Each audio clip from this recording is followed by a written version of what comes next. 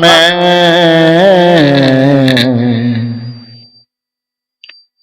ध्यावत है सब संत। गुरु है बड़ा गोविंद से मन में देख विचार। हरि सिर जय तो बार बार, गुरु सिर जय तो पार। गुरु सिर जय तो पार। मेरे व्यवहारिक एवं पारमार्थिक जीवन के प्रबल प्रेरणा स्रोत परमाराध्य परम पूज्य सदगुरुदेव जी छत्तीसगढ़ के पावन धरा पर स्थित ग्राम जोरा तराई में आयोजित त्रिदिवसीय सत्संग समारोह के तीसरे दिन के प्रथम सत्र में मंच पर विराजमान अपने आदर्श चरित्र की सुगंधि से पूरी मानवता को सुवासित करने वाले परम वंदनीय संत समाज, हमारी समस्त साध्वी बहनें एवं इस परिवर्तन परिवर्तक स्थल पर विराजमान अध्यात्म प्रेमी सज्जनों तथा देवियों, बहुत देर से हम लोग भजन और विचारों के रसपान से सराबोर हो रहे थे। उसी निवेदन की कड़ी में मैं भी थोड़ी देर आप लोगों से कुछ निवेदन करूं। बड़े मधुर स्वर में साध्वी बहन रचना जी के द्वारा सदगुरु कबीर साहब का प्रसिद्ध पद प्रस्तुत किया गया, जिस भजन में राजस्थान की शब्दावली थी। घना दिन बीत गयो सोए बीत गयो मुसाफिर जाग की चर्चा हो रही थी, जिसका सीधा सा अर्थ था कि हम बहुत दिन तक सो चुके हैं, ए मुसाफिर अब हमें जगना है। जिसमें दो बात स्पष्ट रूप से परिलक्षित हुई कि एक तो हम मुसाफिर हैं, दूसरा हम सोए हुए हैं। दोनों एक दूसरे के प्रति विरोधाभासी बातें हैं। मुसाफिर उसे कहते हैं जो चल रहा है। यदि सोया हुआ होगा तो वह मुसाफिर नहीं होगा, यदि मुसाफिर होगा तो सोया हुआ नहीं होगा। लेकिन हमारे जीवन के साथ यह विडंबना जुड़ी हुई है, इसलिए कबीर साहब ने सोया हुआ भी और मुसाफिर भी हमसे जोड़ा है कि वस्तुतः हम हैं तो मुसाफिर, लेकिन अपने यात्रा के कर्तव्य को भूल करके हम सो गए। इस भजन के माध्यम से सदगुरु कबीर हमें याद दिलाना चाहते हैं कि पहली बात कि तुम सोए हुए हो, अपने सोए हुए अवस्था को जानो। पहले सोए हुए अवस्था का परित्याग कर करके जग जाओ। लोगों के मन में सवाल होता है कि ये कौन सी बात हुई, हम तो जगे हुए हैं। जगे हुए नहीं है तो हम अपने घर से यहां सत्संग पंडाल तक आए कैसे? जगे हुए नहीं होते हैं तो हम खाते कैसे? जगे हुए नहीं है तो हम अपने मित्रों से परिजनों से मिलते बातचीत कैसे करते हैं? जगे हुए नहीं है तो हम फिर कार्य व्यापार कैसे करते हैं? यह जागरण शरीर की एक प्रक्रिया है, यह व्यवहार का जागरण है। लेकिन संत जिस जगह से, जिस स्तर से आपको जगाना चाहते हैं, वह जागृति आपकी चेतना की जागृति है। ये सोना जागना ये आपके शरीर के, आपके मन का तो निरंतर हो ही रहा है। प्राकृतिक रूप से आप दिन भर जग करके कार्य कर रहे हैं और रात में विश्राम की नियत से आप सो जाते हैं, शरीर को आराम देने के लिए। लेकिन कुछ कुछ मनुष्य ऐसे होते हैं संसार में, जन्म भी लेता है सोए सोए, जीता भी है सोए सोए और अंततः मर भी जाता है सोए सोए। कबीर साहब ने इसके लिए बड़ा सुंदर तरीके से कहा है, पड़े अविद्या में सोने वालों, सवाल यह है खुलेगी आंखें तुम्हारी कब तक। लोगों ने कहा जानने, ये जानेंगे कैसे कि हम जग चुके हैं। कबीर साहब ने कहा कि इसको जागने का पहचान यह है, शरण में आने को सदगुरु की, शरण में आने को सदगुरु की, करोगे अपनी तैयारी कब तक। पड़े अविद्या में सोने वालों, खुलेगी आंखें तुम्हारी कब तक। उस आदमी की चेतना का जगा हुआ पहचान जागृत होगा, समझ में आएगा कि इसकी चेतना जग चुकी है, जो आदमी सबसे पहले संत की तलाश में निकल जाएगा, संत की खोज में निकल जाएगा, गुरु की खोज में निकल जाए, तो समझ लेना चाहिए कि अब इसकी चेतना में थोड़ी थोड़ी जागृति आने लगी है। क्योंकि जिसकी चेतना जगी हुई होगी, प्रकृति में घटने वाली ऐसी ऐसी घटनाएं हैं कि आदमी को झकझोर करके रख देगा। भगवान बुद्ध की कहानी आप जानते हैं कि नहीं जानते? जगी हुई चेतना के कारण ही जब जीवन में पहली बार उसे किसी वृद्ध व्यक्ति का दर्शन हुआ, तो बुद्ध जो अपने सारथी से, जो वह सारथी के साथ साथ बुद्ध के बचपन का मित्र भी था, बुद्ध नहीं कहना चाहिए, उस समय सिद्धार्थ नाम था उसका, बुद्ध तो बाद में बने। तो सिद्धार्थ के बचपन का मित्र साथ साथ उन्हीं का सारथी पहली बार अपने घर से जब वो निकले, रथ पर सवार होकर के उनके आगे में एक लाठी फेंकता हुआ, लाठी के सहारे चलता हुआ एक वृद्ध व्यक्ति आता है। पहली बार उस तरह के दृश्य को देख करके सिद्धार्थ पूछते हैं ये कौन है। जो उनका सारथी था वो कहने से डरता है कि कौन है, बता नहीं रहा, क्योंकि राजा का आदेश था कि बताना नहीं है। पूछा कौन है, कहा कि ये आदमी है। भौचक्कित रह करके, आश्चर्यचकित होकर के सिद्धार्थ अपने सारथी का मुंह देखता है कि आदमी ये है तो मैं कौन हूं। सारथी ने कहा आप भी आदमी है, ये भी आदमी है, लेकिन आपके और इनके अवस्था में थोड़ा अंतर है, आप जवान है, ये बूढ़ा है। सिद्धार्थ ने कहा ये बूढ़ा क्या चीज होता है, क्या मुझको भी उस अवस्था में जाना है। सारथी ने कहा कि दुनिया के जितने मनुष्य जन्म लिए हैं सबको एक न एक दिन उस अवस्था तक जाना है। हम हो, आप हो, यशोधरा हो, राहुल हो, कोई भी हो, आपके माता हो, पिता हो, सबको एक दिन उस अवस्था तक पहुंचनी है। पहला झटका लगा, क्यों? क्योंकि उसकी चेतना जगी हुई थी सिद्धार्थ की। उस जगी हुई चेतना के सामने में एक बार बुढ़ापा का दृश्य आने पर उसकी चेतना में झंकार पैदा हुई, झलमला गए। फिर कुछ दूर आगे बढ़ते हैं, आगे बढ़ने पर सामने देखा कि एक बीमार आदमी जो अपने पैर के सहारे चल नहीं पा रहा है, एम्बुलेंस तो उस जमाने में होता नहीं था, तो चार आदमी हाथ पर उठा करके कांधे पर लाद करके उसको हॉस्पिटल की तरफ ले जा रहे थे, जो आयुर्वेद के उस समय चिकित्सालय होंगे, वहां ले जा रहे थे। पहली बार चार आदमी के सहारे किसी आदमी को खाट पर जाते हुए देख करके सिद्धार्थ पूछते ये क्या है। सिद्धार्थ को सारथी ने कहा ये भी आदमी है। कहा गजब आदमी हो, आदमी के कितने रूप होते हैं भाई।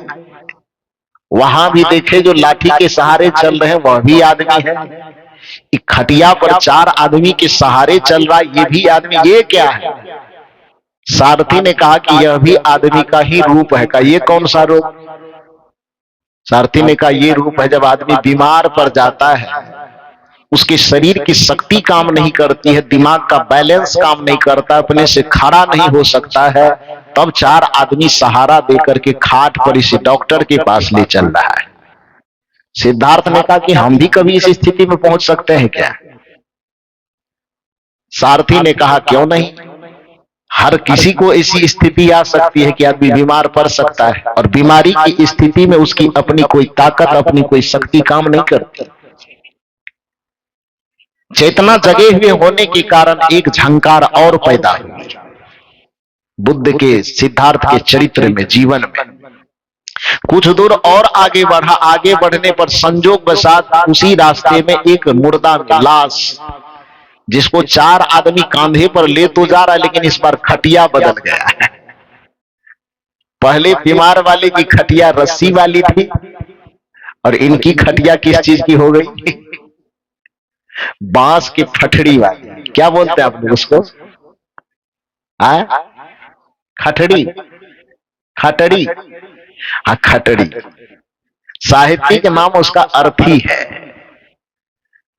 कोई चचड़ी बोलता है, कोई खटड़ी बोलता है, जो भी बोलो, तो वो उसके सहारे लेटा हुआ जा रहा है, मुंह कान ढका हुआ है। कुछ आदमी पीछे से रोते जा रहे हैं।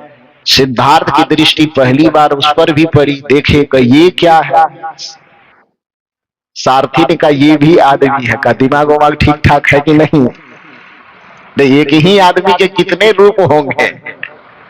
सारथी ने कहा कि ये आदमी का ये आखिरी रूप है, इस रूप को मृत्यु कहा जाता है।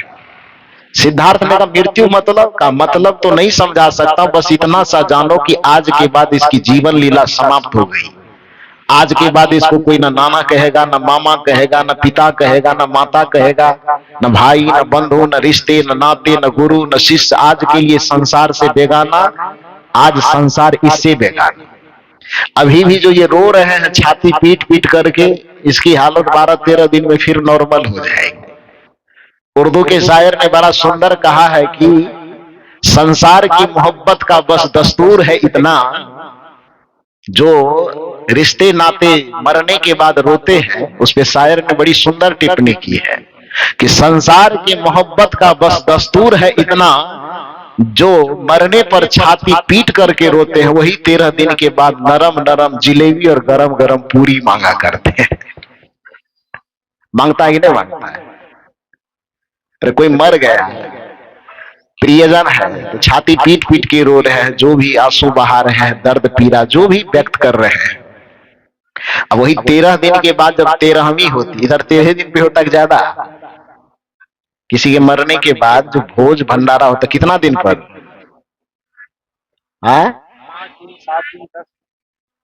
5 दिन, 7 दिन, 10 दिन, 3 दिन भी। तो बिहार में मामला तब अलग है, वहां 13 दिन पर होता है। हाँ, 10वीं से स्टार्ट होता है और 13वीं पे जाकर के समाप्त हो जाता है। तो शायर शायद बिहार का रहा होगा शायरी करने वाला, छत्तीसगढ़ का होता तो 5 ही दिन गिनती करवाता, लेकिन उसी इलाके का होगा, इसलिए उन्होंने कहा कि दुनिया की मोहब्बत का बस दस्तूर है इतना, जो मरने के बाद छाती पीट करके रोते हैं, वही 13 दिन के बाद नरम नरम जिलेबी या गरम गरम पूरी मांगते हैं। जो आदमी जिसके मरने पर छाती पीट के रोया जाता है, उसी का जब भोज भंडारा होता है, तब कुर्सी लगा करके टेबुल के सामने, टेबुल के नीचे पैर पसार करके, यदि शर्ट फुल पैंट पहने तो थोड़ा बेल्ट ढीला करके बैठता है। और उसके बाद गुलाब लग जाए, इधर कठोता में ये पूरी नरम है कि नहीं टेस्ट करके, जलेबी जो दोगे तो गरम है कि नहीं चक चक करके खाता है ना। सिद्धार्थ के सारथी ने कहा कि ये जीवन की आखिरी लीला है। सारथी सिद्धार्थ ने कहा कि हम भी ऐसा होंगे क्या? सारथी ने कहा धरती पे जितने लोग जन्म लिए हैं सबको उस स्थिति में जाना होगा। कबीर साहब की वाणी इसी जगह कहती है कि आया है सो जाएगा, राजा रंग फकीर एक सिंहासन चढ़ चले, एक बंधे जंजीर। सबको उस स्थिति में जाना है, जो भी आया है सबको जाना है। सिद्धार्थ ने कहा कि हम सबकी यह गति होगी। सारथी ने कहा बिल्कुल यही गति होने वाली है। कुछ दूर और आगे बढ़ा, आगे बढ़ने पर देखा कि अब एक लाश को चिता पर लेटाया जा रहा है उसको लेटा करके उसके ऊपर में लकड़ी बोझी जा रही है। अंतिम बार लोग वहां छाती पीट पीट करके रो रहे हैं और एक छोटे से बच्चे के हाथ में आग की लुकाठी दे करके उस चिता के चारों तरफ घुमा घुमा करके उसमें आग लगाई जा रही है। थोड़ी देर में चिता जल करके धू धू धू धू करते करते कुछ देर के बाद वह राख में तब्दील हो जाता है। सिद्धार्थ इस घटना को जैसे ही देखता का ये क्या है, का बस जीवन की आखिरी निशानी, जीवन यहीं से खत्म। सिद्धार्थ इन सारे चीजों को देखता, चूंकि उसकी चेतना में जागृति थी, उसी जगह उन्होंने कहा कि अब लौट करके घर जाने की कोई जरूरत नहीं है। जब जीवन अकेला ही आया है और इस जगह सफर के वक्त में इसको अकेला ही होना है, तो फिर बीच में ही कुछ देर के लिए संसार का झमेला क्यों झमेला ले। भीड़ आदमी का है, लेकिन वास्तविकता क्या है, आदमी अकेला है। कौन किसका साथी है, कौन किसका साथी है, जाना जब अकेला है। भीड़ आदमी का है, आदमी अकेला है। ये केवल दुनिया की भीड़ कुछ दिन के लिए दिखती है। अपने गोस्वामी जी की भाषा में कहें तो सुर नर मुनि के यही सब रीति, स्वार्थ लागी करहि सब प्रीति। कि जब एक दूसरे के सहयोग की जरूरत पड़ती है तो एक दूसरे से बड़े सुंदर सुंदर वादे किए जाते हैं। हम फिल्म का एक गाना गाते हैं, आप लोग भी सुन लीजिए। छोड़ेंगे न हम तेरा साथ साथी मरते दम तक, ये संसार का वादा है। जब स्वार्थ की बारी आती है, पति पत्नी का गठबंधन बड़े सुंदर तरीके से करवाया जाता है पंडित जी की निगरानी में, अग्नि के सामने में। जब वही पति पत्नी एक दूसरे के स्वार्थ में अड़चन डालता है तो तलाक का मामला कोर्ट तक पहुंचता है कि नहीं। उस 7 जन्म के वादा, अग्नि के फेरा, पंडित जी के मंत्र कहां चला गया है? वो गठबंधन जो पंडित जी के सामने लिया गया है कि अग्नि वेदी के सामने की वेद मंत्रों के साथ लिया गया है कि कुंडली मिला करके करवाई गई है, वह तभी तक सलामत है जब तक एक दूसरे के स्वार्थ में कोई अड़चन नहीं है। और स्वार्थ में अड़चन आई तब मामला सीधे सुप्रीम कोर्ट। हम लोग कहते हैं वहां बिहार की भाषा में मारंग दिस लाठी, थोड़ा हिंदी और अंग्रेजी मिक्स करते हैं। मारंग दिस लाठी, फोरंग दिस कपार, गोइंग टू रायपुर खेते खेते। बात समझ में आई कुछ की नहीं आई? मारंग दिस लाठी, यदि स्वार्थ में अड़चन आएगी तो मारंग दिस लाठी, लाठी समझ रहे हैं ना, डंडा। अब फोरंग दिस कपार, कपार बोला माथा। गोइंग टू रायपुर, क्योंकि हाईकोर्ट तो वही होगा ना। खेते खेते रोड भी नहीं देखने लगेगा, स्वार्थ पर अड़चन आएगी तो। जब स्वार्थ का गठबंधन करना होता है तो रिश्तों की सच्चाई यही है। वादा करते हैं हम एक दूसरे से, छोड़ेंगे न हम तेरा साथ साथी मरते दम तक। और वादा को कितना खींच के आगे ले जाते हैं, एक जन्म नहीं 7 जन्म तक, 7 जन्म नहीं जन्म जन्म तक, छोड़ेंगे न हम तेरा साथ साथी मरते दम तक। ये वादा है दुनिया वालों का एक दूसरे से जब स्वार्थ का गठबंधन होता है। और स्वार्थ पर जब अड़चन आती है तब गाना का ट्रैक चेंज हो जाता है, 1989 वाला में चला जाता है। कसमें वादे प्यार वफा सब, तब मोहम्मद अजीज से ट्रैक चेंज होकर के मन्ना डे पर पहुंच जाता है। कसमें वादे प्यार वफा सब, बातें हैं बातों का क्या, कोई किसी का नहीं ये झूठे, कोई किसी का नहीं ये झूठे, नाते हैं नातों का क्या, कसमें वादे प्यार वफा सब, बातें हैं बातों का क्या। जगत के जितने नाते, जितने कस्में, जितने वादे, जितने वफा की चर्चाएं होती है, वह तब तक ठीक रहती है जब तक स्वार्थ पर कोई अड़चन नहीं आता। स्वार्थ पर अड़चन आने के बाद कस्में, वादे, प्यार, वफा सब बातें हैं, बातों का क्या। कोई किसी का नहीं, ये झूठे नाते हैं, नातों का क्या।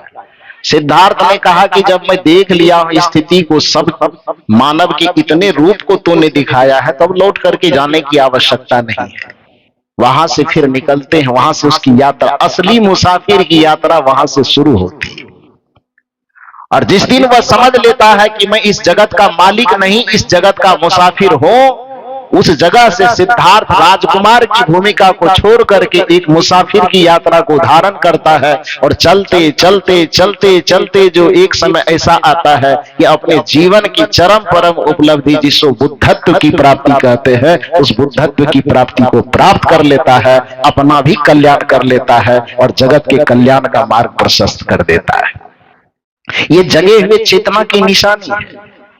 लेकिन हम उसी दृश्य को, जिस दृश्य को सिद्धार्थ ने मात्र एक बार देखा था, आप ईमानदारी से बताना तो, ये जोरा तराई वाले लोगों ने उस घटना को कितनी बार देखा है? कितने बूढ़े को देखे हैं? कभी नहीं देखे। हमारे हरेंद्र साहब बोल रहे कभी नहीं देखे।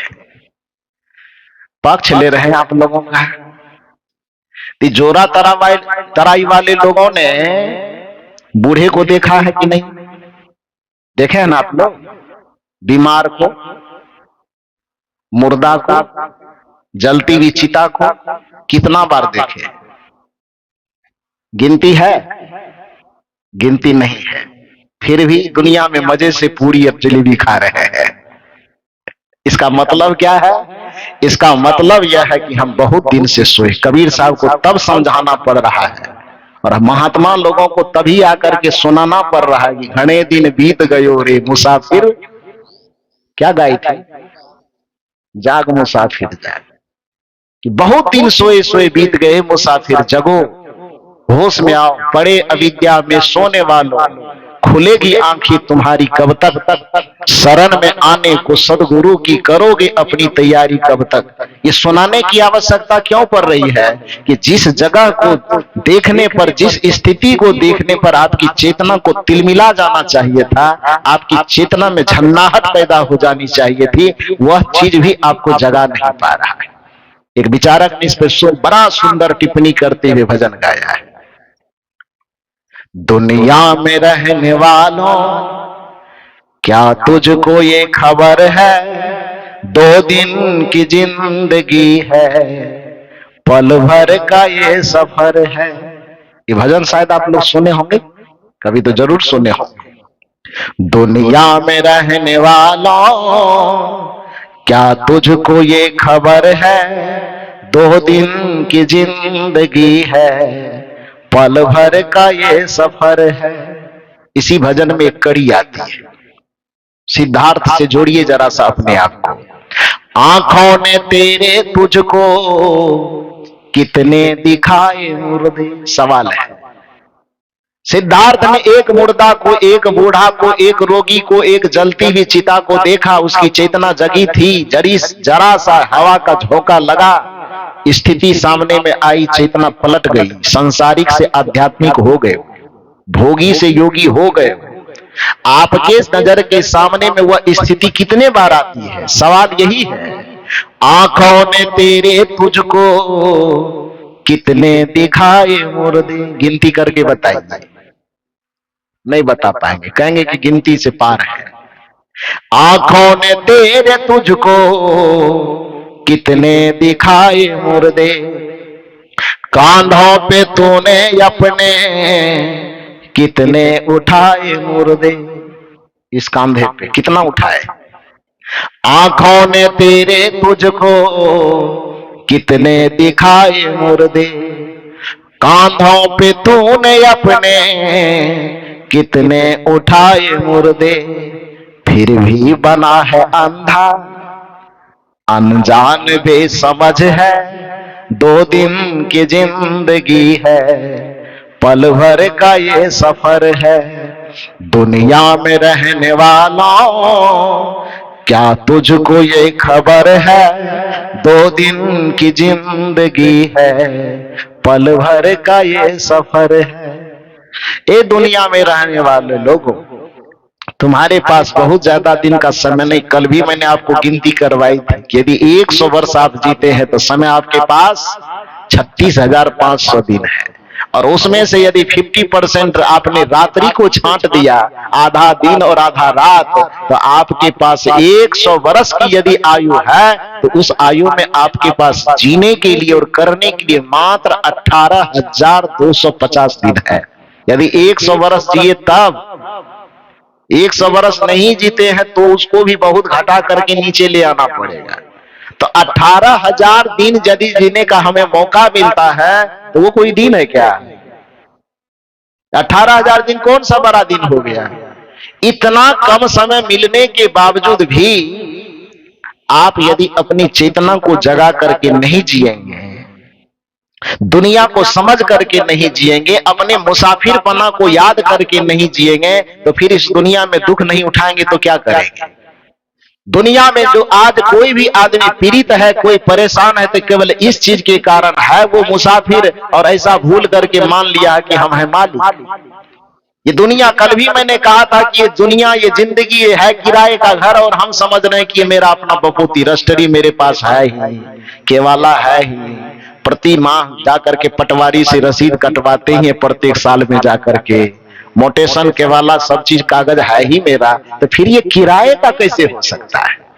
लेकिन जिस भरम में आपको केवाला, मोटेशन, रसीद, सर्वे का सारा कागज लेकर के आप आंख तर में दबा दबा के घूम रहे हो, अब मृत्यु आएगी बस एक झटका मारेगा जरा सा, वो केवाला कहां रह जाएगा? रजिस्ट्री, जमीन की जो रसीद है वो कहां रह जाएगी? सर्वे कहां धरा रह जाएगा? जिस बाह में दबा करके रखे उस बाह को भी छोड़ के चला जाना होगा। बाह, शरीर, संसार सब छूट जाएगा, कुछ बचेगा नहीं। तो जो ये किराए का घर है, जिंदगी किराए का घर है, संसार किराए का घर है, और उसको जबरदस्ती 60 साल से हम अपना मान करके जी रहे हैं, इससे बड़ी नादानी, इससे बड़ा सोया हुआपन और क्या हो सकता है? इसी को सोया हुआ काज। भगवान बुद्ध कहते थे कि संसार से तुम्हें कभी कुछ मिलेगा नहीं। क्यों नहीं मिलेगा? तो एक उदाहरण दे करके समझाते थे, जरा सा सोच करके देखो कि इसी सड़क के किनारे में 1000 गाय चढ़ रही है, हजारों गाय जो चढ़ रही है, सड़क के किनारे एक आदमी बैठा हुआ है चुपचाप, जिसको उस गाय से कुछ लेना देना ना, और वास्तविकता में वो गाय उसकी नहीं है, लेकिन वह सड़क पर बैठ करके इस जोरा तराई ग्राम से गुजरने वाले प्रत्येक व्यक्ति को दादा, नाना, काका, मामा कह करके बुलाता है नजदीक। अब बुलाने के बाद उससे कहता है कि भाई साहब इधर आइए। आने वाला व्यक्ति पूछता है क्यों बुलाए हैं? तो कहते हैं कि ये गाय जो देख रहे हैं ना, सब गाय जो चल रही है मैदान में, वो सब गाय हमारी है। इस सत्संग में जितने लोग आए हैं सबको बुला बुला के वो यही कह रहा है कि गाय जितना चल रही है मैदान में वो किसकी है? हमारी। हकीकत यह है कि गाय उसकी नहीं है, केवल लोगों को यह यकीन दिला रहा है कि ये गाय हमारी है। और इस तरह से दिन रात 24 घंटे बैठ करके प्रत्येक आने जाने वाले व्यक्ति को वह यकीन दिलाने की कोशिश कर रहा है कि ये गाय हमारी। भगवान बुद्ध कहते कि मान लो कि पूरे जोरा तरा वाले मान ले कि हाँ इसी की गाय है नहीं, लेकिन सबको वो यकीन दिला दे कि गाय इन्हीं की है। और संजोग की बात, जब संध्या हुई और गाय को जो उसका मालिक है अपने दरवाजे पे ले जाके जोड़ेंगे, उसको दूहेंगे, दूध निकालेंगे, तो उसको एक चुल्लू दूध की बात तो छोड़, एक चुल्लू छाछ भी नसीब होगा क्या? छाछ समझते हैं ना? दूध तो थोड़ा कीमती चीज भी होगा, दूध का नाम भगवान बुद्ध ने नहीं लिया कि दूध मिलेगा कि नहीं मिलेगा। वो छाछ की बात करें कि एक चुल्लू छाछ भी उसको नसीब होगा। छाछ किसे कहते हैं? दूध का जो मक्खन, दही बनाते हैं, दही में से मक्खन निकाल लेते हैं, उसका जो पानी बचता है जिसकी कोई आवश्यकता नहीं है, उस पानी को छाछ कहा जाता है।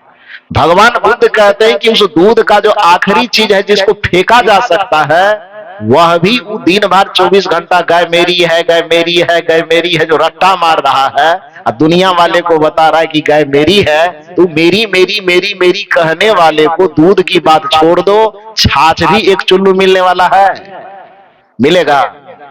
इधर वाले लोग बताइए क्यों नहीं मिलेगा? क्योंकि हकीकत में गाय उसकी नहीं है, केवल वह दुनिया वाले को सुना रहा, अपने मन को भी भरमा रहा है और दुनिया वाले को भी भरमा करके यकीन दिला रहा है।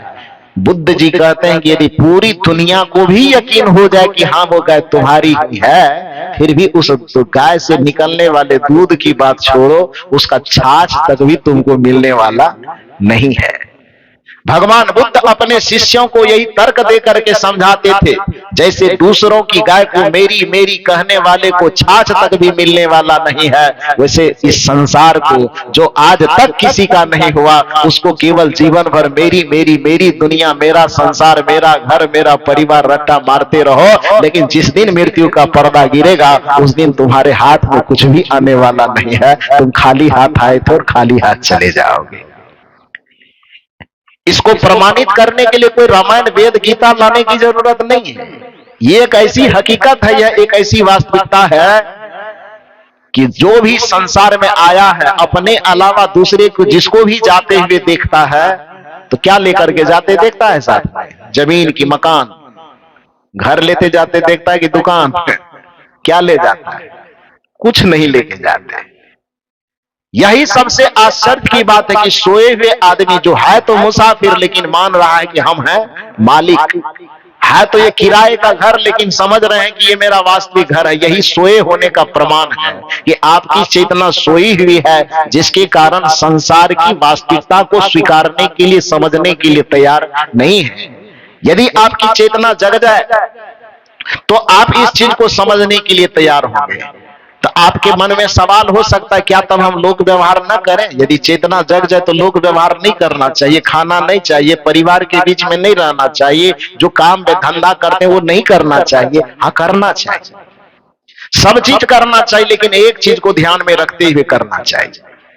पानी में नाव चले तो चले, नाव में पानी मत आने दो, संसार में मन रहे तो रहे, मन में संसार न आने दो। रहना है संसार में, रहना है परिवार के बीच में, रहना है संबंधों के बीच में, करना है सारा लोक व्यवहार, लेकिन वो सारा लोक व्यवहार करते हुए भी एक चीज ध्यान रखना है कि संसार के लोक व्यवहार की भूमिका सिर्फ इतनी है जैसे एक पानी की भूमिका है।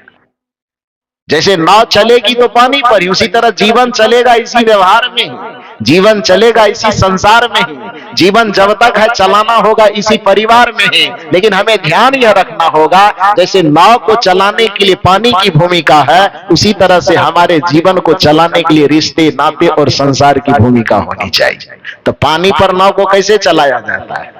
पानी में नाव चले तो चले, उसी तरह संसार में जीवन चले तो चले, कोई दिक्कत की बात नहीं है।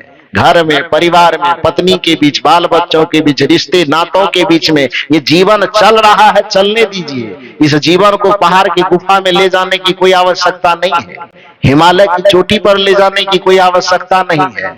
तब इसको करना क्या है? केवल ये समझना है कि जो भूमिका नाव को चलाने के लिए पानी की है, वही भूमिका हमारे जीवन को चलाने के लिए लोक व्यवहार, रिश्ते और नाते की है। लेकिन ध्यान रहे, वह पानी नाव के लिए सहयोगी कब तक में है? जब तक वह पानी नाव के नीचे में है। यदि वह पानी नाव के अंदर में आने लगे तब वो नैया पार लगाएगी कि बस पीछे में डुबा करके खत्म करेगी? क्या करेगी? डुबा देगी। तो जो पानी उस नाव का मित्र हो सकता है, जरा सा असावधानी हुई तो वही पानी उस नाव का क्या हो जाएगा? दुश्मन हो जाएगा, विरोधी होगा ना। जो पानी उस नाव को किनारे तक पहुंचा सकती है, वही पानी जरा सा असावधानी हुई, चूक हुई और पानी नाव के नीचे रहना चाहिए, किंतु नाव के अंदर पानी आ गई, तब क्या होगा? वो किनारा लगने के बजाय जितने सवार होंगे उस नाव में, सबका वृंदावन बिहारी लाल की एक ही बार में हो जाएगा। राम नाम सत्य है, होगा कि नहीं होगा? तो इसलिए नीतिविद कहते हैं इस संसार में, इस जगत के संबंधों में रहना तो संबंधों में ही है, रहना परिवार में ही है, रहना घर में ही है, लेकिन इन संबंधों परिवार में रहते हुए बस केवल इतना ध्यान रखना है, पानी में नाव चले तो चले, नाव में पानी मत आने दो, संसार में मन रहे तो रहे, मन में संसार न आने दो। जैसे पानी के बीच में नौका चलती है, लेकिन सावधानी ये जरूर बरतना चाहिए कि कहीं पानी नाव के अंदर न आने पाए। उसी तरह से हमारा जीवन इस रिश्तों में चले चलने दीजिए, संबंधों में चले चलने दीजिए, घर में चले, लोक व्यवहार में चले, खेती गृहस्थी में चले, दुकानदारी में चले, नौकरी पेशा में चले, इसको चलने दीजिए। लेकिन गुरु की शरणागति लेकर के इतनी बात ध्यान में रखनी जरूर होगी कि आपकी चेतना में इसका प्रवेश नहीं होना चाहिए। आपकी चेतना में इतनी जागृति चाहिए कि हम इस संसार के मालिक नहीं हैं, बल्कि हम इस संसार के एक मुसाफिर हैं। घना दिन सोई लियो रे मुसाफिर, जाग मुसाफिर जाग। अब जगो, चेतना को जगाओ, उस बुद्ध के तरह बनाओ, अन्यथा सवाल बार बार आपसे यह होगा, आंखों ने तेरे तुझको कितने दिखाए मुर्दे, कांधों पे तूने अपने कितने उठाए मुर्दे, फिर भी बना है अंधा, अनजान बेसमझ है, 2 दिन की जिंदगी है, पल भर का ये सफर है, दुनिया में रहने वालों क्या तुझको ये खबर है, 2 दिन की जिंदगी है, पल भर का ये सफर है। जिंदगी को किस तरह से जीना चाहिए? सदगुरु कबीर साहब कहते हैं, यदि जग करके जियोगे तो लोक व्यवहार करते करते भी सत्संगति के लिए समय जरूर निकलेगा। लोक व्यवहार करते करते भी सुमिरन के लिए समय जरूर निकलेगा। लेकिन यहां लोगों को लगता है सुमिरन करने का मतलब, सत्संग करने का मतलब, ध्यान करने का मतलब, भजन करने का मतलब समय को बर्बाद करना। लोगों को यह समझ में आता खेती करें, गृहस्थी करें, व्यापार करें, नौकरी करें, यह समय का तो सदुपयोग हो रहा है, लेकिन सत्संग में बैठने जाएंगे तो यह समय की बर्बादी हो रही है। उल्टी खोपड़ी का आदमी है जो उसको वास्तविक कमाई करके संपत्ति देगा, वो उसको समय की बर्बादी लग रहा है। अब जो संपत्तियों कमाते कमाते जोड़ करके जमा करेगा और जमा करते करते भी यदि वो दुनिया से चला जाए तो हाथ फूटी कौड़ी नहीं आने वाला है, उसमें लगता है कि हमारी असली कमाई हो रही है। तो इससे बड़ा दुर्भाग्य की बात क्या हो सकती है? क्योंकि जिसकी चेतना सोई हुई तो उसका लक्षण यही है ना, उल्टा दिखना। गोस्वामी तुलसीदास जी ने कहा है इसको, जाके मति भ्रम होई खगेसा, सो कह पश्चिम उगे दिनेसा। उल्टी खोपड़ी का लक्षण यही है कि जाके मति भ्रम होई खगेसा, है हम मुसाफिर, अब भ्रम हो गया कि हम मालिक, तो परिणाम क्या होगा? जाके मति भ्रम होई खगेसा, तो पहचान क्या है उसकी? सो कह पश्चिम उगे दिनेसा। जिसके मति में भ्रम की स्थिति आ जाती है, जिसकी चेतना है सोई हुई लेकिन भ्रम है कि हम जगे हुए हैं, जिसकी चेतना है मुसाफिर वाली लेकिन वह समझ रहा है कि हम मालिक वाले, तो भ्रम की स्थिति तो है ही। अब भ्रम की स्थिति यदि बुद्धि में आ गई तो सबसे पहला लक्षण क्या होगा कि सो कह पश्चिम उगे दिनेसा। जिसके मति में भ्रम की स्थिति आती है तो सो सबसे पहले क्या कहता है? आज लगता है सूरज किधर निकल गया है, पश्चिम में निकल गया। कभी ये स्थिति आई है कि नहीं आई है? आप लोगों को कभी नहीं आई है? हम लोगों को तो आई है। रात में जा रहे थे हम लोग इधर, तो कहीं किधर जा रहे हैं, तो हमको लग रहा था पूरब, तो हमारे हरियाणा साहब करे ना दक्षिण जा रहे हैं। फिर जब दक्षिण दिशा में गाड़ी मुड़ी तब कहे अब किधर, तो साहब कह रहे पूरब, हम कहना ये दक्षिण लग रहा है। रात में जहां पर हम लोग गए थे ये चर्चा, कहाँ गए थे? हाँ, तो जब ये भ्रम की स्थिति आती है तो कोई भी व्यक्ति अनुभव किए होंगे, उसको दिशा उल्टी समझ में आती है। पूरब न समझ में आता, पूरब पश्चिम समझ में आता है, उत्तर दक्षिण समझ में आता है, दक्षिण उत्तर समझ में आता है, और पूरब पश्चिम समझ में आता है, ऐसा उल्टा समझ में आता है। तो आपकी भी चेतना में यह समझ लेना चाहिए कि जब आपको मुसाफिर पना के बदले मलिक पना संसार में समझ में आने लगे, तो बस समझ लीजिए कि मति क्या हो गई है, उल्टी हो गई है, चेतना उल्टी हो गई है। आप इस संसार के सारे लोक व्यवहार को करते हुए इतना सा स्मरण आपको रखना होगा, क्या? आया था बस सैर करने, हे मुसाफिर तू यहां। कभी न कभी हम आए हैं, यह तो तय है, और कभी न कभी हमको चला जाना है, यह भी तय है। तो मुसाफिर कहा किसे जाता है? जो कुछ दिन के लिए किसी जगह पर आवे, थोड़ा दिन वहां विश्राम करे, और फिर वहां से बोरिया बिस्तर समेट करके वो चला जाए, मुसाफिर उसी को न कहा जाता है। जैसे हम लोग बिहार से आज से 30-35 दिन पहले आए, 10-12 दिन तक और रहेंगे, अब 45 दिन जैसे पूरा होगा, बोरिया बिस्तर समेट करके यहां से चले जाएंगे। तो छत्तीसगढ़ हमारा घर हुआ कि हम यहाँ के मुसाफिर हुए? क्या हुए?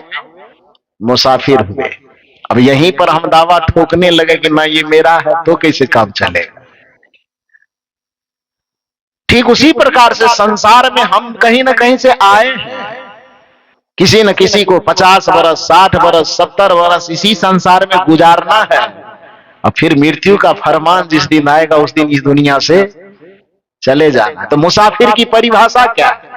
मुसाफिर की परिभाषा ही यही है कि कोई कहीं से आवे, कुछ दिन विश्राम करे, और विश्राम करने के बाद एक नियत समय के बाद फिर वहां से वह अपनी यात्रा आगे कर दे, उसी को मुसाफिर कहा जाता है। लेकिन हम हैं मुसाफिर, मान क्या लिए है कि हम हैं इस दुनिया के मालिक, हम हैं इस घर के मालिक, हम हैं इस परिवार के मालिक। हम नहीं रहेंगे तो ये घर कैसे चलेगा? हम यहाँ नहीं रहेंगे तो ये दुनिया कैसे चलेगी? हम नहीं रहेंगे तो ये संसार कैसे चलेगा? अरे भैया, राम जी आए, राम जी गए, फिर भी संसार चल रहा है। कृष्ण जी आए, कृष्ण जी गए, फिर भी संसार चल रहा है। बुद्ध, कबीर, महावीर आए, कुछ दिन रुके, फिर संसार से चले गए, लेकिन संसार ज्यों का त्यों चल रहा है। आप भी आए हैं, कुछ दिन रहेंगे, आप चले जाएंगे। आपके मन में भले यह अभिमान हो रहा है कि हम नहीं रहेंगे तो घर उजड़ जाएगा, कोई घर उजड़ने वाला नहीं है। परम पूज्य सदगुरु श्री अभिलाष साहब जी संदर्भ में एक बड़ी मजेदार कहानी कहा करते थे, जो शायद आप लोग भी कभी न कभी सुने होंगे। आज थोड़ा सा स्मरण दिला दूं, याद कीजिए। गुरुदेव जी कहा करते थे कि एक बैलगाड़ी रास्ते में जा रही थी, तो बैलगाड़ी किस चीज से खिंचाता है? नाम ही है बैलगाड़ी, तो बैल से ही खिंचाएगा ना। तो बैलगाड़ी बढ़ते जा रही थी, बैल उसको खींचते जा रहे थे। संजोग से उसके आगे में एक चूहा कुदकते जा रहा था।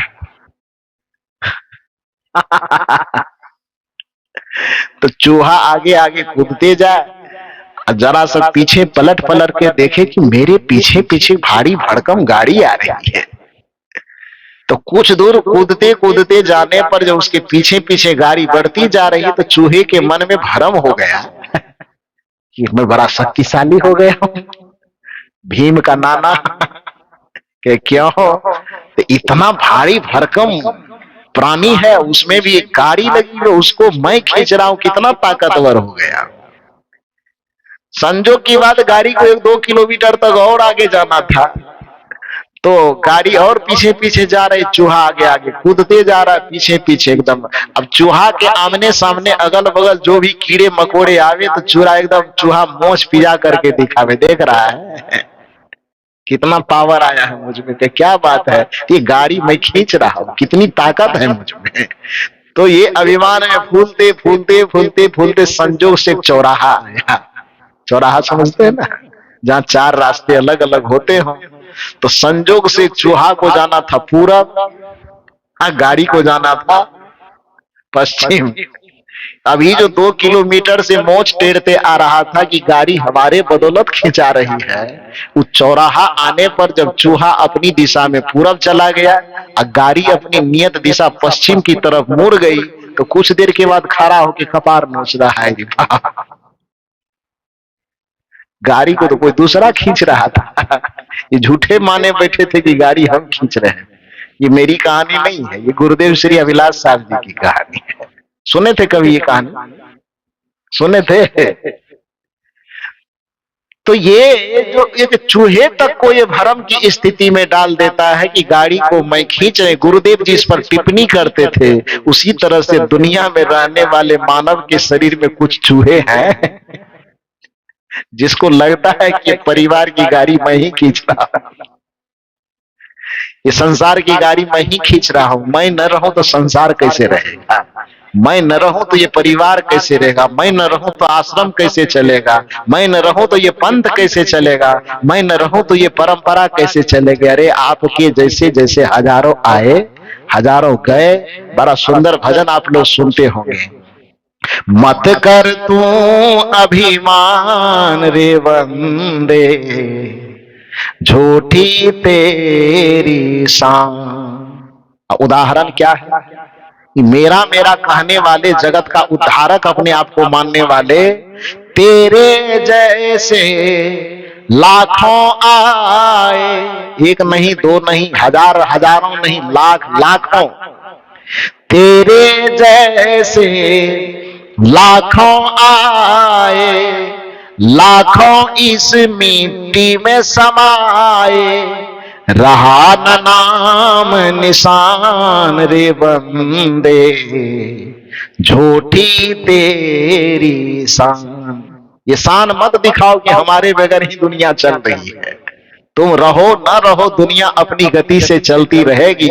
तुम रहो न रहो, घर परिवार संसार अपनी स्थिति में चलता रहेगा। इसलिए इस दुनिया का अपने आप को मालिक मानने की भूल कभी व्यक्ति को नहीं करना चाहिए। हम मुसाफिर हैं, पहला एहसास तो ये होना चाहिए। तेरे जैसे लाखों आए, लाखों इस मिट्टी में समाए, रहा न नाम निशान रे बंदे, झूठी तेरी शान। मत कर तू अभिमान रे बंदे, झूठी तेरी शान। तो आपकी और हमारी जो मालिकाना का शान है, ये शान, ये अभिमान बहुत झूठी है। इस शान से निकल करके हमें यह सोचना चाहिए, चेतना को जगे हुए स्थिति में पहुंचान करके सोचना यह चाहिए कि हम इस संसार के मालिक नहीं हैं, हम इस संसार के मुसाफिर हैं। क्योंकि हम कहीं न कहीं से आए हैं, कुछ दिन संसार में हमें गुजर बसर करना है और कुछ दिन के बाद यहाँ से चला जाना है। तो जितना दिन हमें गुजर बसर करने का मौका मिला है, अपने जीवन को इतना सरल बनाएं, इतना सरस बनाएं कि आपकी वजह से किसी को तकलीफ झेलने की नौबत न आवे। थोड़े दिन के लिए आप आए हैं, आप जाते हैं ट्रेन में यात्रा करते हैं, घर में यदि कोई जरा सा धक्का दे दे तो फिर उसको तो 7 पीढ़ी आदमी याद दिला देगा, दिलाएगा ना। ट्रेन में सफर करते हैं तो आप यहाँ चाहे एसी कमरे में रहिए, कि आपको छूने से भी कोई डरे, और यदि यह स्थिति ट्रेन में आ जा चढ़ते है तो उस समय में क्या होता है, आरती उतार करके कोई डब्बा में ले जाता है। धक्का मुक्की करते हुए, देह से देह रगड़ते हुए, किसका जूता किसके पैर पर पड़ रहा है कोई ठिकाना है? तो ट्रेन में किसके पैर से किसका जूता दबा रहा है, किसके मुंह, खास करके जब रात में एसी डब्बा हो या क्या कहते हैं उसको, रिजर्वेशन वाला डब्बा, स्लीपर डब्बा, वो हो और उसमें वेटिंग वाली स्थिति हजारों हो जाए, तो रात दिन वाला दृश्य तो खैर देखने में अलग रहता है, लेकिन रात्रि का दृश्य देखिएगा तो कैसा समझ में आता है? जब आदमी सोता है तो किसके मुंह पर किसका जूता पड़ा हुआ है, और उस परिस्थिति में कोई वॉशरूम की तरफ जाने की नौबत आ जाए तो फिर क्या होता है? किसके कपार पर कौन जूता रखते हुए आगे बढ़ता, कोई गारंटी है? नहीं है। लेकिन उस स्थिति के लिए कौन आदमी किसके ऊपर केस करता है? कौन आदमी किस पर मुकदमा करता है? क्यों नहीं करता? चोट लग जाए, जरा सा बेग ठेक जाए या कुछ हो जाए, किसी के सीट पे कोई जूता रख दे, किसी के माथे पर कुछ गिर जाए, उसके लिए न तो कोई केस ठोकता है, न मुकदमा ठोकता है, न मन में दुश्मनी की गांठ बांधता है। क्यों? क्योंकि आदमी के मन में एक ही भाव रहता है, चलो भाई थोड़ी देर की यात्रा है, कुछ हो गई, चलो बात खत्म करो। तो जो आप उस 3 घंटे की यात्रा में आपके मन में ये एहसास, ये जागरण बना हुआ रहता है कि हम इस ट्रेन के मालिक नहीं हैं, हम इस ट्रेन के कौन हैं? मुसाफिर है।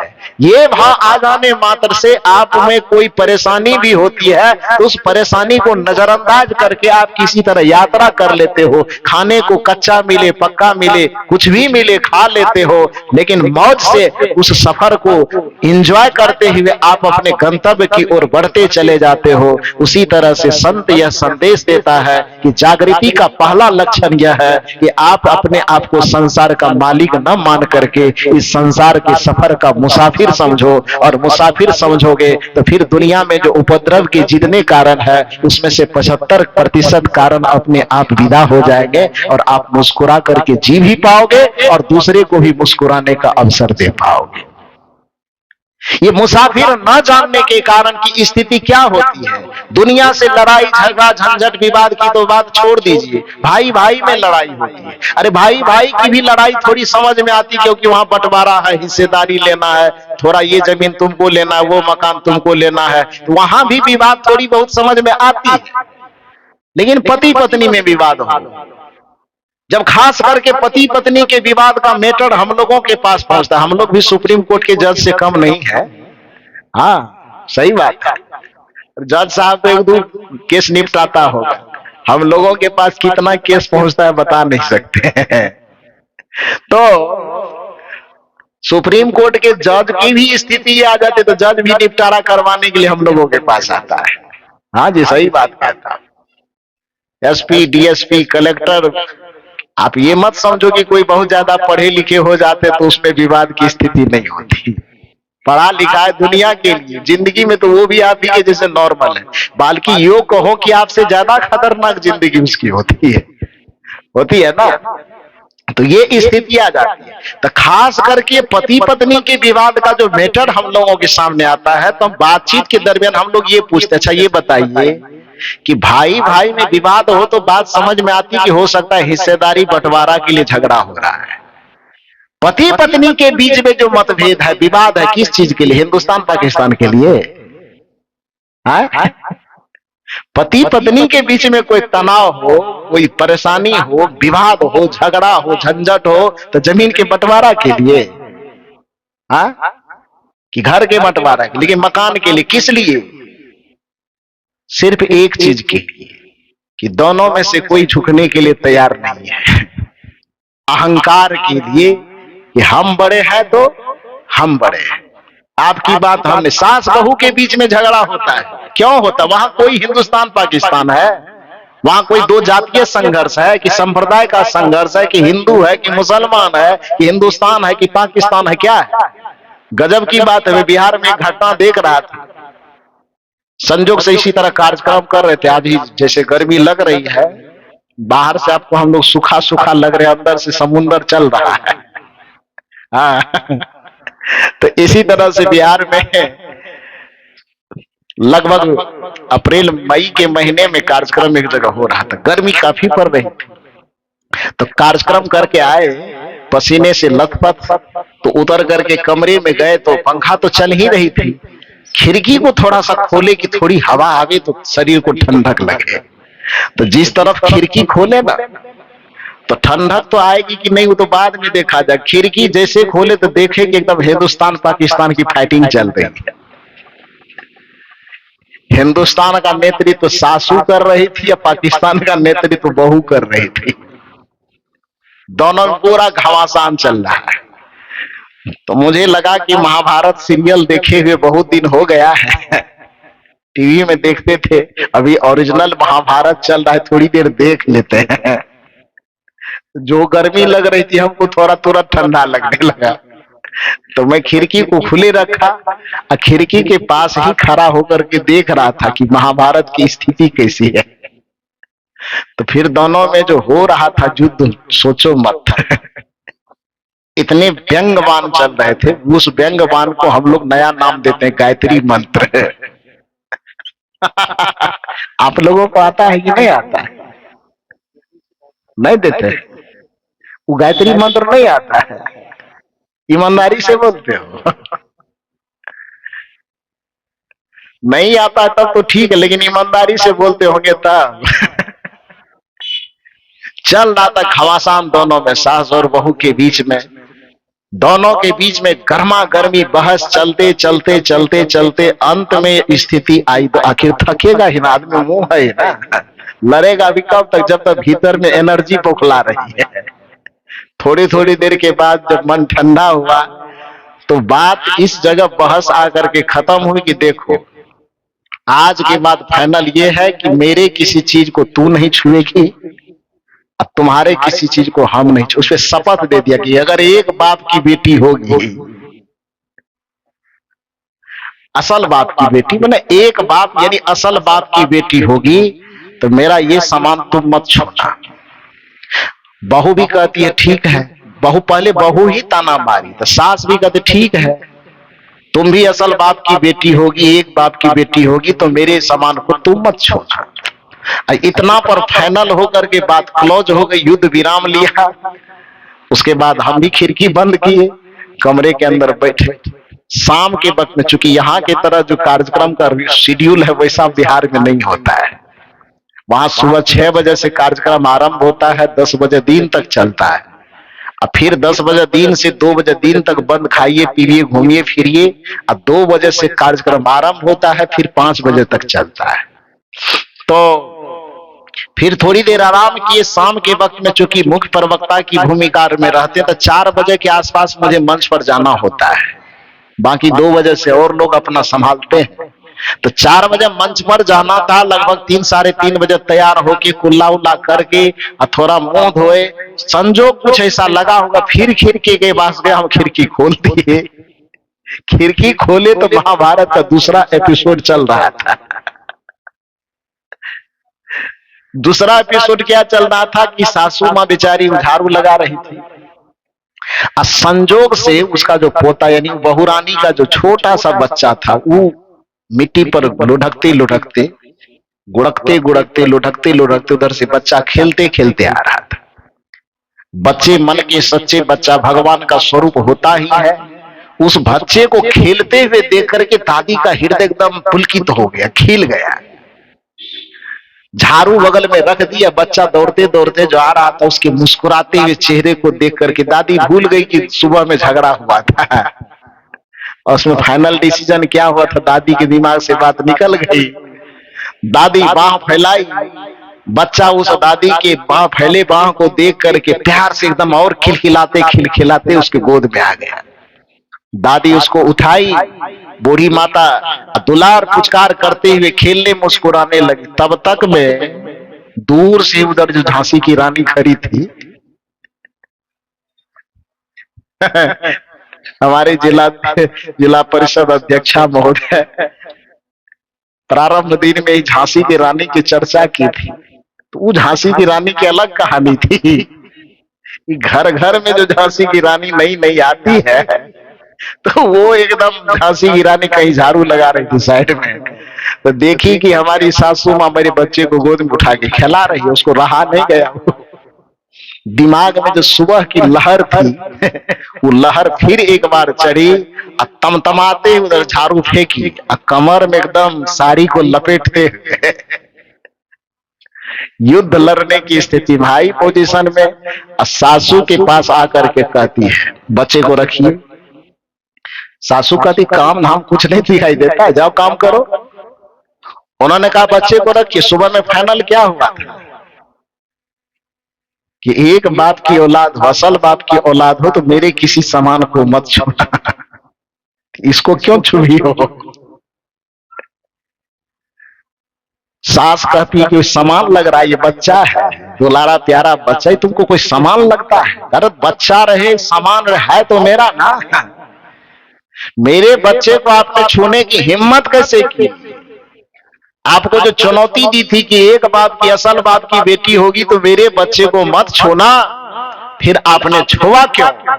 बूढ़ी माता का भी झगड़ा करने का मन नहीं था, मूड शांत था, ठंडा दिमाग, बार बार कोशिश कर रही समझाने की, बहू जाओ काम कर रही, काम करो, लेकिन बहू के दिमाग में तो कुछ तिक्रम और चल रहा है। तिक्रम की स्थिति में बहू बार बार जब चुनौती दी तो नीति कहती है कि चंदन कितना भी शीतल हो, यदि उसको हद से ज्यादा रगड़ा जाए तो चंदन की शीतलता भी अपनी सीमा भूल करके अग्नि को प्रकट कर देता है, करता है ना। इसलिए ज्यादा सहने वाले व्यक्ति को भी हद से ज्यादा रगड़ने की कोशिश नहीं करनी चाहिए, अन्यथा वहां भी क्रोध की अग्नि पैदा हो सकती है।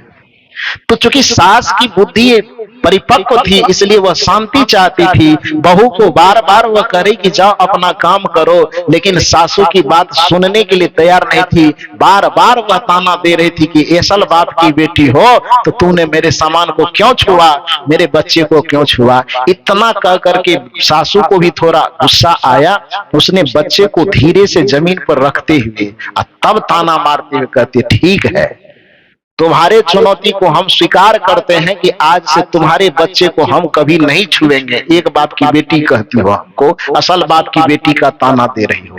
बहू रानी जरा सा खोपड़ी ठंडा करो और विचार करो कि हम भी तुमको ताना दे कि तुम ही असल बाप की बेटी है, तो आज के बाद मेरे बेटे को कभी मत छूना। तुम्हारी क्या स्थिति होगी बताओ। ये सब नौबत जो आती है क्यों आती है? जिनके बीच में हमें प्यार मोहब्बत के लिए ही हमने संबंध जोड़ा है, पति पत्नी का संबंध, भाई भाई का संबंध, सास ननद का, सास बहू का संबंध, ननद भाभी का संबंध, ये कोई टकराने वाला संबंध है? ये संबंध ऐसा है जिसमें से प्यार की फुहार निकलनी चाहिए। जैसे चीनी के अंदर मिठास होती है, वैसे इन रिश्तों के मध्य भी एक मिठास होनी चाहिए, लेकिन वह मिठास की वजह पर एकदम अग्नि की चिंगारी निकलती है। तो वजह क्या है? वजह यही है कि हम अहंकार में अपनी चेतना को इतना सुला दिए हैं कि हम इस जगत के मालिक ही बन बैठे हैं। हम समझते हैं जो कुछ भी है इसके मालिक हम हैं। सास समझती है बहू के मालिक हम हैं, तो बहू समझती है सास को गरम गरम रोटी खिलाते हैं हम, मालिक बनेगी ये। असली मालिक तो हम हैं। पानी हम पिलाते हैं, खाना हम खिलाते हैं, कपड़ा हम धोते हैं, तो मालिक हम हुए कि मालिक वो हुए? ननद सोचती है कि इस घर में जन्म लिए हैं तो मालिक हम हैं। बहू रानी सोचती है कि हम आए हैं पति का पत्नी बन करके, बहू बन करके, तो मालिक हम हैं। सबको एक ही घमंड है कि हम क्या है? मालिक हैं। लेकिन वास्तविकता क्या है कि संसार का कोई ही मालिक नहीं है। वास्तविकता यह है कि हम सब इस संसार के मुसाफिर हैं। उस मुसाफिर बना को हमें याद रखना है। आया था बस सैर करने, हे मुसाफिर तू यहाँ, था सैर करके लौट जाना, शीघ्र तुमको फिर वहां। लेकिन मिस्टेक क्या हुआ? सैर करना भूल कर निज घर बनाकर टिक गया, कर याद अपने देश की, परदेश में क्यों रुक गया। इस परदेश को ही अपना देश मानकर, जिस जगह के हम मुसाफिर थे उस जगह को अपना मालिक बना दिखाकर हम जीवन में सारा खतरा मोल ले लिए हैं, सारा दुख, सारा उलझन ले लिए हैं। तो सोई हुई चेतना का इतनी पहचान है कि हम अपने आप को जगत का मालिक मानते हैं, और जगे हुए चेतना का बस यही पहचान है कि हम इस जगत का अपने आप को मुसाफिर मानते हैं। अब आप यह तय कीजिए कि आप मुसाफिर हैं कि आप मालिक हैं।